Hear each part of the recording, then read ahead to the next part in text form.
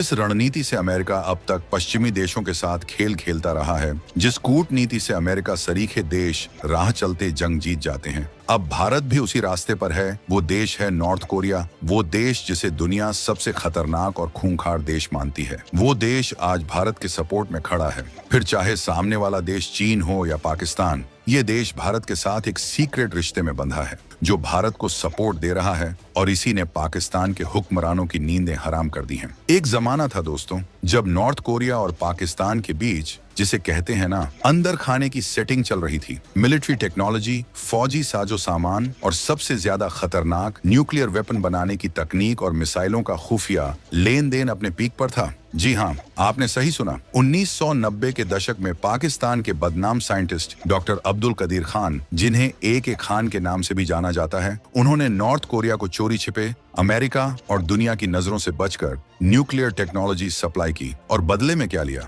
North Korea से ली ballistic missile technology. ये nuclear missile का गोरख धंधा भारत की सिक्योरिटी के लिए एक टिक टिक करता टाइम बम बन चुका था। भारत इतना बेखबर भी नहीं था। 1999 में कांडला पोर्ट पर भारत ने एक नॉर्थ कोरियाई जहाज को रंगे हाथों पकड़ा था, जिसमें मिसाइल के पुर्जे यानी मिसाइल कंपोनेंट्स लदे हुए थे। सोचिए कितनी बड़ी साजिश थी ये हमारे खिलाफ। लेकिन कहते हैं ना, वक्त हमेशा एक सा नहीं रहता। अब पासा पलट चुका है। जियोपॉलिटिकल समीकरण यानी भू राजनीतिक हालात इतने बदल चुके हैं कि आज वही पाकिस्तान नॉर्थ कोरिया के दरवाजे पर नाक रगड़ रहा है, न्यूक्लियर कैपेबल मिसाइलों की भीख मांग रहा है। खबरें तो ये भी हैं कि मई 2025 की शुरुआत में जब भारत के साथ पाकिस्तान के ताल्लुकात एक बार फिर नाजुक दौर से गुजर रहे थे, पाकिस्तान ने नॉर्थ कोरिया से मदद की गुहार लगाई। लेकिन क्या हुआ? किम जोंग उन ने उसे घास तक नहीं डाली, सीधा ठेंगा दिखा दिया। ये है नए भारत की धमक। ये है पीएम मोदी की साइलेंट डिप्लोमेसी का कमाल। वो पाकिस्तान जो कभी नॉर्थ कोरिया को न्यूक्लियर तकनीक देता था, आज उसी से मिसाइलों के लिए गिड़गिड़ा रहा है और नॉर्थ कोरिया उसे नजरअंदाज कर रहा है। क्यों? इसके पीछे की कहानी बहुत गहरी है। अब सवाल उठता है कि जो नॉर्थ कोरिया कल तक पाकिस्तान का पार्टनर इन क्राइम था, वो आज पाकिस्तान को क्यों ठुकरा रहा है? क्या इसके पीछे भारत का कोई सीक्रेट ऑपरेशन है? क्या भारत ने किम जोंग उनको पाकिस्तान के खिलाफ एक मोहरे की तरह खड़ा कर दिया है? दोस्तों, सच्चाई इतनी सीधी नहीं है, लेकिन इसमें भारत का इंटरेस्ट और स्ट्रेटेजी जरूर है। भारत कभी नहीं चाहेगा कि नॉर्थ कोरिया और पाकिस्तान के बीच न्यूक्लियर या मिसाइल टेक्नोलॉजी का कोई भी खतरनाक लेन देन हो। इसलिए भारत ने हमेशा नॉर्थ कोरिया के साथ डिप्लोमेटिक चैनल खुले रखे हैं। प्योंगयांग, जो नॉर्थ कोरिया की राजधानी है, वहां आज भी भारत का दूतावास, इंडियन एम्बेसी काम कर रहा है। वो भी तब जब कई बड़े वेस्टर्न देशों ने अपने दूतावास बंद कर दिए हैं। हाल ही में करीब 3.5 साल के गैप के बाद दिसंबर 2024 के आसपास भारत ने प्योंगयांग में अपनी एम्बेसी को फिर से पूरी तरह फंक्शनल किया है। ये कोई मामूली कदम नहीं है। ये भारत की एक्ट ईस्ट पॉलिसी और नॉर्थ ईस्ट एशिया में अपने स्ट्रेटेजिक हितों को साधने का एक हिस्सा है। भारत ये सुनिश्चित करना चाहता है कि उस क्षेत्र में जो तेजी से बदल रहा है और ज्यादा अस्थिर हो सकता है, उसकी मौजूदगी बनी रहे और कम्युनिकेशन की सीधी लाइन खुली रहे। भारत नहीं चाहता कि नॉर्थ कोरिया पूरी तरह से सिर्फ चीन या रूस पर ही निर्भर रहे। एक छोटा सा ही सही, लेकिन एक और ऑप्शन भारत उसे देना चाहता है। अब आते हैं चीन वाले एंगल पर। क्या भारत नॉर्थ कोरिया के साथ दोस्ती करके चीन पर नजर रख सकता है? ये सवाल हर हिंदुस्तानी के मन में कौंता है। नॉर्थ कोरिया को चीन का सबसे बड़ा पिट्ठू या क्लाइंट स्टेट कहा जाता है। चीन ही नॉर्थ कोरिया की इकोनॉमी की लाइफलाइन है और दोनों के बीच एक म्यूचुअल डिफेंस ट्रीटी भी है। तो क्या ऐसे में नॉर्थ कोरिया चीन के खिलाफ जाकर भारत का साथ देगा? ये थोड़ा मुश्किल लगता है, लेकिन हाँ, अगर भारत और नॉर्थ कोरिया के रिश्ते मजबूत होते हैं तो ये चीन के लिए एक सबटल मैसेज जरूर होगा। ये चीन को दिखाएगा कि भारत चुपचाप नहीं बैठा है और वो रीजनल प्लेयर्स के साथ अपने संबंध बना रहा है। और याद कीजिए 2020 का गलवान संघर्ष, जब चीन लद्दाख में हमारी सरजमीं पर बुरी नजर गड़ाए बैठा था, तब नॉर्थ कोरिया, जो चीन का सबसे बड़ा चमचा माना जाता है, उसने भारत के खिलाफ एक लफ्ज तक नहीं बोला। क्यों? क्या ये भारत की साइलेंट डिप्लोमेसी का असर था या किम जोंग उनकी अपनी कोई मजबूरी? ये चुप्पी भी कई सवाल खड़े करती है। क्या भारत ने कोई ऐसी नस दबा दी थी कि चीन का ये साथी चुप रहने पर मजबूर हो गया? या फिर ये नॉर्थ कोरिया की अपनी न्यूट्रल रहने की पॉलिसी थी जब दो बड़े देश आपस में उलझे हों? कारण जो भी हो, ये भारत के लिए एक पॉजिटिव साइन जरूर था। अब जरा इतिहास के पन्ने पलटते हैं। साल 1998, जब भारत ने पोखरण में परमाणु परीक्षण करके पूरी दुनिया को चौंका दिया था, अमेरिका, जापान और तमाम पश्चिमी देश भारत पर टूट पड़े थे, सैंक्शंस की धमकी दे रहे थे। लेकिन उस मुश्किल वक्त में नॉर्थ कोरिया उन गिने चुने देशों में से था जिसने भारत का खुलकर समर्थन किया था।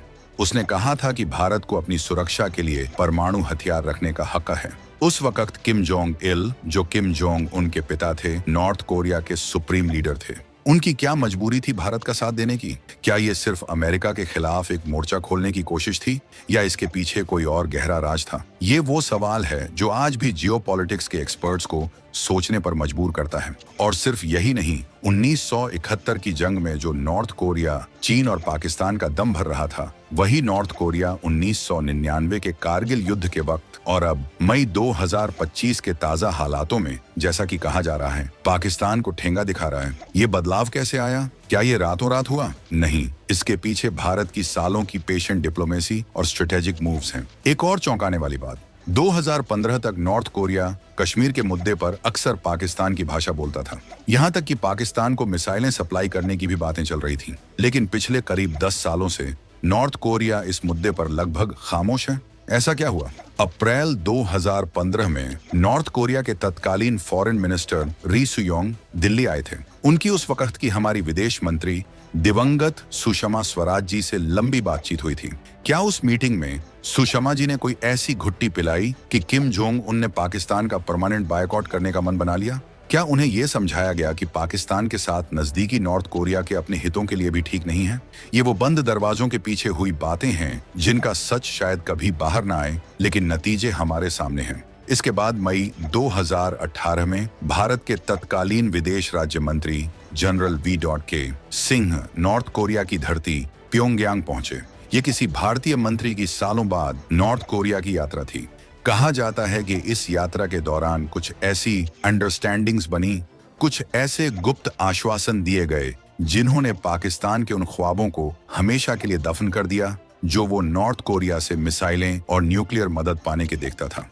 General V.K. सिंह की उस यात्रा के बाद नॉर्थ कोरिया ने सार्वजनिक तौर पर कहा था कि वो भारत की सुरक्षा को नुकसान पहुंचाने वाला कोई काम नहीं करेगा। ये एक बहुत बड़ा बयान था। तो क्या भारत और नॉर्थ कोरिया जिगरी दोस्त बन सकते हैं? क्या पीएम मोदी और किम जोंग उनके बीच कोई गहरी दोस्ती पनप सकती है? देखिए, भारत एक डेमोक्रेसी है और नॉर्थ कोरिया एक टोटलिटेरियन स्टेट। दोनों के सिस्टम में जमीन आसमान का फर्क है, इसलिए एक पारंपरिक गहरी दोस्ती शायद मुमकिन न हो। लेकिन जियोपॉलिटिक्स में परमानेंट दोस्त या दुश्मन नहीं होते, सिर्फ परमानेंट इंटरेस्ट होते हैं। और भारत का इंटरेस्ट है अपनी सुरक्षा, रीजनल स्टेबिलिटी और पाकिस्तान नॉर्थ कोरिया के बीच किसी भी खतरनाक गठजोड़ को रोकना। भारत की रणनीति नॉर्थ कोरिया को हथियार बनाने की नहीं, बल्कि उसे एक न्यूट्रल प्लेयर बनाए रखने की है, जो कम से कम भारत के खिलाफ किसी गतिविधि में शामिल न हो। भारत ये भी समझता है कि नॉर्थ कोरिया पर चीन का जबरदस्त प्रभाव है, लेकिन एक स्वतंत्र डिप्लोमेटिक चैनल खुला रखकर भारत ये सुनिश्चित करता है कि प्योंगयांग तक भारत का मैसेज सीधे पहुंचे, बिना किसी फिल्टर के। नॉर्थ कोरिया के साथ भारत के व्यापारिक संबंध भी रहे हैं, हालांकि यूनाइटेड नेशंस के सैंक्शंस की वजह से ये अब बहुत सीमित हो गए हैं। एक समय था जब भारत नॉर्थ कोरिया को रिफाइंड पेट्रोलियम प्रोडक्ट्स, कॉटन और फार्मास्यूटिकल्स एक्सपोर्ट करता था, लेकिन अब ये व्यापार मुख्य रूप से मानवीय सहायता जैसे खाद्य पदार्थ और दवाइयों तक ही सीमित है। भारत ने हमेशा नॉर्थ कोरिया को मुश्किल वक्त में मानवीय मदद पहुंचाई है। कोविड-19 महामारी के दौरान भी भारत ने नॉर्थ कोरिया को मेडिकल सप्लाई भेजी थी। ये ह्यूमन टच भी रिश्तों को बनाए रखने में एक अहम भूमिका निभाता है। तो दोस्तों, कहानी ये है कि भारत नॉर्थ कोरिया के साथ अपने रिश्तों को बहुत ही सधे हुए तरीके से नपे तुले कदमों से आगे बढ़ा रहा है। यहाँ कोई हथियार बनाने की होड़ नहीं है, बल्कि अपने राष्ट्रीय हितों की स्मार्ट प्रोटेक्शन है। भारत की कूटनीति का लक्ष्य किसी देश को